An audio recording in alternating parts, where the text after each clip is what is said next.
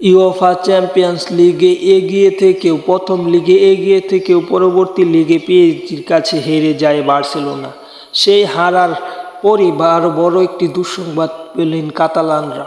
Barcelona সেই match হারার পর সমর্থকদের বর্ণবাদী আচরণের জন্য ইউএফা তাদেরকে বড় অঙ্কের মোটা অঙ্কের জরিমানা ধরেছে। সেই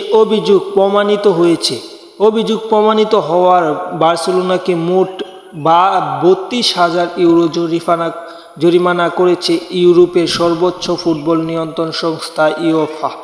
এর মধ্যে 25,000 ইউরো জরিমানা করেছে বর্ণবাদী আচরণের জন্য এবং বাকি যে 7,000 ইউরো জরিমানা করেছে সেই জরিমানা হচ্ছে স্টেডিয়ামের ক্ষতি স্টেডিয়াম সংস্করণের জন্য এবং স্টেডিয়ামের যে ক্ষতি হয়েছে সেই ক্ষতিটা পূরণের জন্য। সব কিছু মিলিয়ে বার্সেলোনার জন্য মরার উপর খাড়ার গায়ে বলা যায়, কারণ তার আগে এগিয়ে থেকেও সেমিফাইনাল খেলতে পারেনি চ্যাম্পিয়ন্স লিগের, পাশাপাশি চ্যাম্পিয়ন্স লিগের সেমিফাইনালে না খেলতে পেরে এবারের মতো ক্লাব বিশ্বকাপে থেকে ছিটকে গিয়েছে বার্সেলোনা।